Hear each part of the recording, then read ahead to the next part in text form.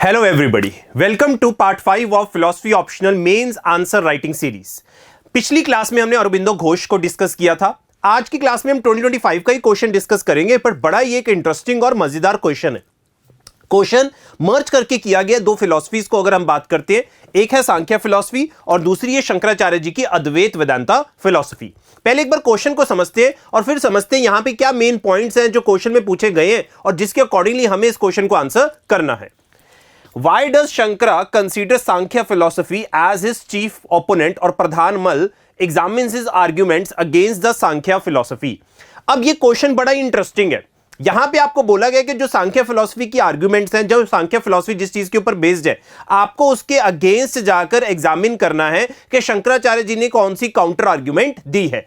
Before we try to understand that how the question would have been attempted, first of all there comes a very important notion that we need to understand, that is when we talk about Shankara's philosophy and let's say we try to compare it with Sankhya philosophy, right? अब यहां पे दो चीजें बड़ी important है। जो आपकी शंकराचार्य जी का अद्वैत वेदांत का सिद्धांत है वो मोनिज्म के ऊपर है कि रियलिटी एक है, that is reality is non dual, right?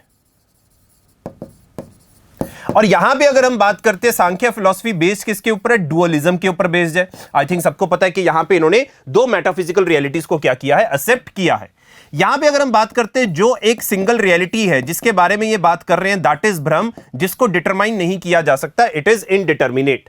But अगर हम यहां पे सांख्य फिलॉसफी की बात करते हैं तो सांख्य फिलॉसफी के अंदर दो मेटाफिजिकल रियलिटीज की बात की गई है, एक पुरुषा की बात की गई है और एक प्रकृति की बातचीत की गई है, राइट? तो ये सबसे एक पहला डिफरेंस है अगर हम बात करते हैं शंकराचार्य जी की फिलॉसफी में और सांख्य फिलॉसफी में। दूसरा इंपॉर्टेंट पार्ट, अब ये दोनों अपने आप में अगर हम बात करें मेटाफिजिकल रियलिटी है, यहां हम बात कर सकते हैं दोनों अपने आप में सब्सटेंस है। अगर ये दोनों अपने आप में इतने संपूर्ण थे, फिर दुनिया की एवोल्यूशन के लिए अगर हम प्रकृति की बात करते हैं, उसको पुरुष की रिक्वायरमेंट क्यों है? भाई यहां पे तुमने यही बताया गया ना कि अगर हम प्रकृति की बात करते हैं वहीं से एवोल्यूशन ऑफ द वर्ल्ड हुआ है। सो प्रकृति is the cause of this world. But यहां पे उन्होंने यह भी मेंशन किया है कि आपकी जो प्रकृति है वो इंटेलिजेंट नहीं है, वो कॉन्शियस नहीं है। कॉन्शियस कौन है? आपका पुरुष है जो क्या है? कॉन्शियस है। तो ये दो बड़े सवाल यहां पे देखने को मिलते हैं कि प्रकृति से इवॉल्व हुई है दुनिया, ये कहना है सांख्य फिलॉसफी का। बट यहां पे अगर हम बात करते हैं, लेट्स से कि अगर इस दुनिया का कोई कॉज है, अगर हम शंकराचार्य जी की फिलॉसफी की बात करते हैं, दैट इज ब्रह्म, राइट? क्योंकि यहां पे इंटेलिजेंट कॉज ही हो सकता है जो इस पर्टिकुलर वर्ल्ड जो कितना हार्मनी में है हम उसको देख सकते हैं। तो ये दो चीजें होगी डिफरेंस। पहली चीज हो गई कि यहां पे डुअलिज्म है, मोनिज्म है। यहां पे उन्होंने प्रकृति से इवॉल्व किया है, यहां पे उन्होंने बोला कि प्रकृति रीजन नहीं हो सकती, यहां पे रीजन क्या होगा? ब्रह्म होगा। तीसरा इंपॉर्टेंट पार्ट जो यहां पे इन्होंने डिस्कस किया था, that was the philosophy of सत्कर्यावाद।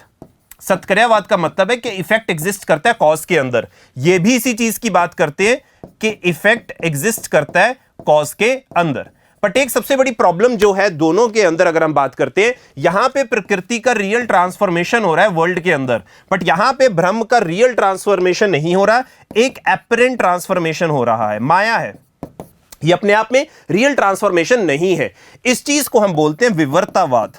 Now this is a Satkaryavada only, but जब कॉज ऐसे अपीयर करता है कि चेंज हो रहा है बट एक्चुअली में चेंज नहीं होता, उसे हम क्या बोलते हैं? विवर्तवाद। और यहां पे जब एक्चुअली में कॉज कन्वर्ट होता है इफेक्ट के अंदर, उसे हम क्या बोलते हैं? परिणामवाद। उसको हम क्या बोलते हैं? परिणामवाद। तो यहां पे तीन मेजर जो डिफरेंस हमें सामने के सामने नजर आ रहे हैं। पहला एक मोनिज्म है, एक डुअलिज्म है। दूसरा यहां पे ब्रह्म कॉज है, प्रकृति कॉज नहीं हो सकता।